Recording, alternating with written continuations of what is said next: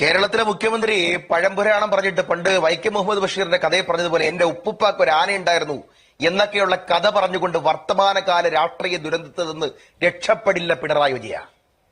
ഞങ്ങൾക്ക് പിണറായി വിജയനോട് പറയാനുള്ളത്, നിങ്ങൾ പഴംപുരാണം പറഞ്ഞാലും കോൺഗ്രസിനെ കുറ്റപ്പെടുത്തിയാലും മലയാള മനോരമയ്ക്കെതിരായിട്ട് നിങ്ങൾ അധിക്ഷേപം നടത്തിയാലൊന്നും നിങ്ങൾ രക്ഷപ്പെടത്തില്ല. നിങ്ങൾ പടുകുഴിയിലേക്ക് വീട് കഴിഞ്ഞു. നിങ്ങളുടെ വോട്ട് ബാങ്കിന് കൃത്യമായിട്ട് തന്നെ കാര്യങ്ങൾ മനസ്സിലാക്കിയിട്ടുണ്ട്. ഞാൻ ഒരു കാര്യം നിങ്ങളുടെ അടുത്ത് പറഞ്ഞു തരാം. ഈ ഒരു കാലഘട്ടത്തിൽ കേരളത്തിലെ ഗവർണർ RSSന്റെ ആചാര്യനെ കണ്ടപ്പോൾ RSSന്റെ ഏജന്റാണ് ഗവർണർ പുറത്തു പോകണം എന്ന് പറഞ്ഞപ്പോ ഒരുപക്ഷെ ഈ കേരളത്തിലെ മലയാളി മനസ്സ് ഒന്നാകെ അതിനോടൊപ്പം നിന്നതാണ് പിണറായി വിജയ. പണ്ട് ഷിബു ബേബി ജോൺ ഗുജറാത്തിൽ പോയി നരേന്ദ്രമോദിയുടെ വ്യവസായവുമായി ബന്ധപ്പെട്ട് അദ്ദേഹത്തെ കണ്ടു എന്ന ആരോപണം വന്നപ്പോൾ ഏറ്റവും കൂടുതൽ പ്രസംഗിച്ച നേതാവിന്റെ പേര് പിണറായി വിജയൻ എന്നാണ്. ഷിബു ബേബി ജോൺ കണ്ടില്ലേ? ഷിബു ബേബി ജോൺ പോയി നരേന്ദ്രമോദിയുടെ ഗുജറാത്തിൽ പോയി മന്ത്രിയെ കണ്ടിരിക്കുന്നു. ആരോപണം ഉന്നയിച്ചയാളാണ്. ഞങ്ങൾക്ക് പറയാനുള്ള തലശ്ശേരി കലാപം, അതിനെ സംബന്ധിച്ച് വിധേയത്തിൽ കമ്മീഷന്റെ റിപ്പോർട്ടുണ്ട്. ഒരു തവണ ഏതെങ്കിലും ഒരു CPM-കാരൻ വിധേയത്തിൽ കമ്മീഷന്റെ റിപ്പോർട്ട് ഒന്ന് വായിച്ചാൽ പിണറായി വിജയന്റെ ഏറ്റവും അടുത്ത ബന്ധുക്കൾ ഉൾപ്പെടെയുള്ളവർ കലാപത്തിലുണ്ടായിരുന്നുവെന്നും കുഞ്ഞിരാമൻ മരിച്ചത് കള്ളുഷാപ്പിൽ അടിയുണ്ടാണെന്നുള്ള കാര്യവും കൃത്യമായിട്ട് പറഞ്ഞു വെച്ചിട്ടുണ്ട്. ഞാൻ അതിലേക്ക് കടന്നു പോകുന്നില്ല. ഇവിടത്തെ പ്രശ്നം എന്താണ്? ഇവിടത്തെ പ്രശ്നം പിണറായി വിജയൻ മിണ്ടുന്നില്ല. ADGP പരസ്യമായിട്ട് കണ്ടു ഹൊസബലയെ. ആരാ ഹൊസബലെ? RSSന്റെ അടുത്ത ആചാര്യനാണ്. ഹൊസബലയെ കണ്ടു. അത് രാഷ്ട്രീയ ദൗത്യമായിരുന്നു. അതൊരു പൊളിറ്റിക്കൽ ദൗത്യമായിരുന്നു. പിണറായി ഏൽപ്പിച്ച ദൗത്യമായിരുന്നു. അത് കൃത്യമായിട്ട് തന്നെ തെളിഞ്ഞു.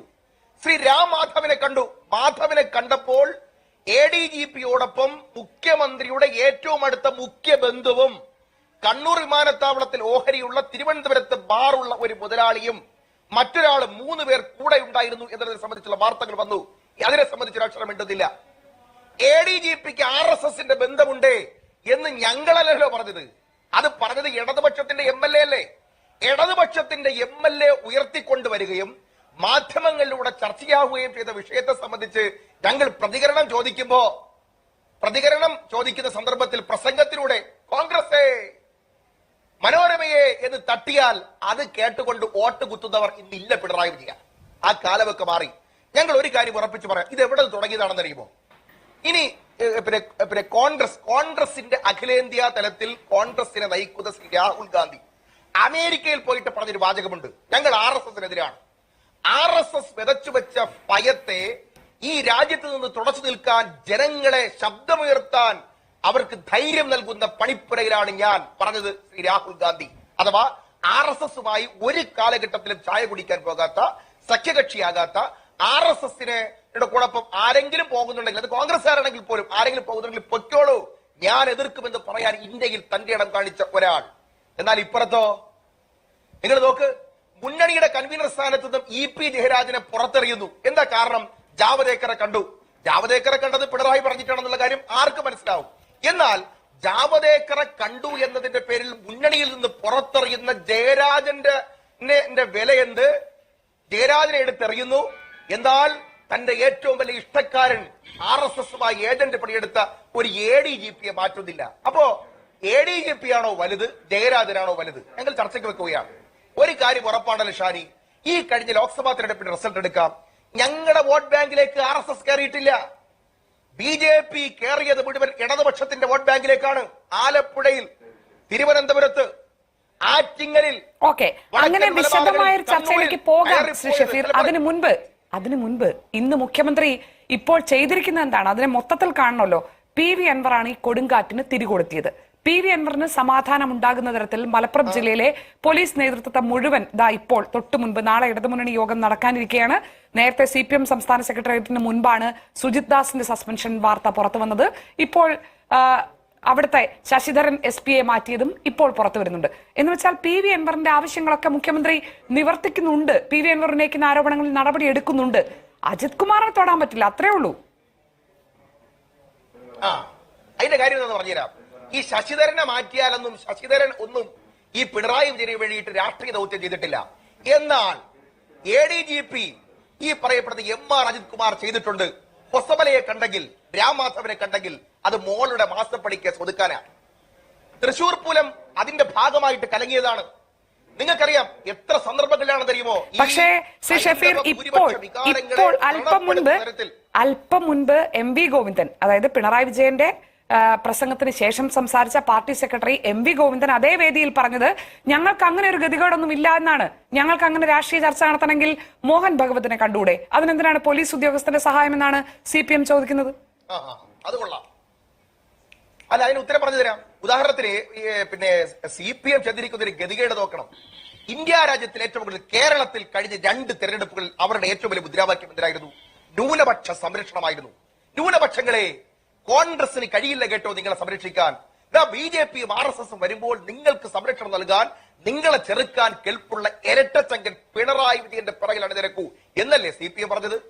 ഈ ജാവദേക്കർ പ്രശ്നത്തിന്റെ പേരിൽ EP ജയരാജനെ രാജിവെച്ച് പുറത്തു പോകേണ്ടി വന്നപ്പോ ADGPയുടെ വിഷയം കത്തി നിൽക്കുമ്പോ ADGP ഹൊസബലയെയും രാമാധവനെയും കണ്ടു എന്ന് ഉറപ്പായപ്പോ കേരളത്തിലെ CPMനോടൊപ്പം 2 തെരഞ്ഞെടുപ്പുകളിൽ നിന്ന ന്യൂനപക്ഷ സമൂഹം, നിങ്ങൾ ആലോചിക്കണം, 56 സീറ്റുകളിൽ ആര് ജയിക്കണം തോക്കണമെന്ന് തീരുമാനിക്കപ്പെടുന്ന ജനവിഭാഗം, യഥാർത്ഥ കമ്മ്യൂണിസ്റ്റുകൾ, ഈ പാർട്ടിക്ക് വേണ്ടി RSSനാൽ വേട്ടയാടപ്പെട്ട് കൊലപാതകം നടത്തിയപ്പെട്ടിട്ടുള്ള, വധിക്കപ്പെട്ടിട്ടുള്ള രക്തസാക്ഷികളും അവരുടെ കുടുംബാംഗങ്ങളും ഉൾപ്പെടെയുള്ളവർ CPMൽ നിന്ന് മാറുന്നു.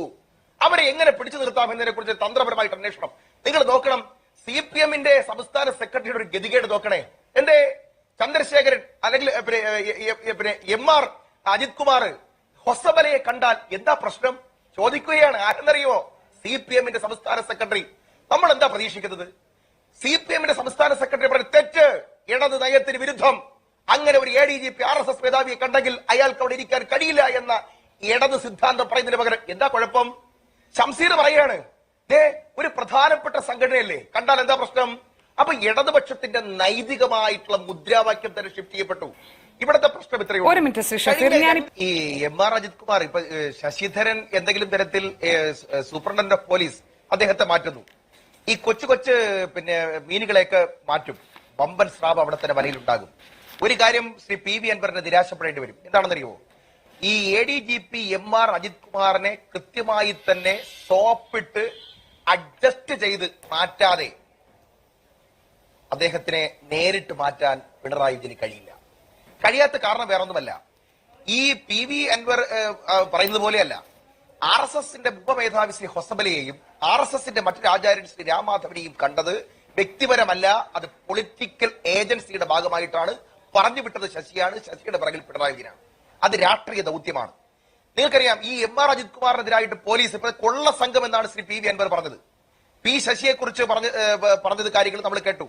കൊള്ള സംഘമെന്നും മാഫിയയെന്നും മരം മുറിച്ചെന്നും കൊലപാതകം നടത്തിയെന്നും സ്വർണം പൊട്ടിച്ചെന്നും ഭാര്യയുടെ ബന്ധുക്കളുടെ പേരിൽ സ്വർണം തൃശൂരിൽ കൊണ്ടുവന്ന് വിതരണം നടത്തിയെന്നും അതുപോലെ തന്നെ 12,000 സ്ക്വയർ ഫീറ്റ് വീട് വെച്ചുവെന്നുമുള്ള ഗുരുതരമായിട്ടുള്ള ആരോപണങ്ങൾക്ക് അപ്പുറം ഇടതുപക്ഷം എല്ലാ കാലത്തും ഉയർത്തിപ്പിടിച്ച RSS വിരുദ്ധത, അത് ഗവർണറുടെ വിഷയത്തിലായിരുന്നാലും ഷിബു ബേബി ജോണിന്റെ കാര്യത്തിൽ പറഞ്ഞ കാര്യത്തിലായിരുന്നാലും മറ്റേത് വിഷയത്തിലായിരുന്നാലും ആ വിരുദ്ധത ഉയർത്തിപ്പിടിച്ചുകൊണ്ട് മുന്നോട്ട് പോകേണ്ട ഒരു രാഷ്ട്രീയ പ്രസ്ഥാനം ഇത്രമാത്രം അപജയത്തിലേക്ക് പോയത് ഒരു ADGP മുഖാന്തരമാണ് എന്ന് പറയുമ്പോഴാണ് ആ ADGPയുമായിട്ട് ഇത്ര പിന്നെ കാരണമെന്ന് നമുക്ക് തികഞ്ഞു പോകേണ്ടി വരുന്നത്. അവിടെയാണ് ചെന്നെത്തുന്നത്.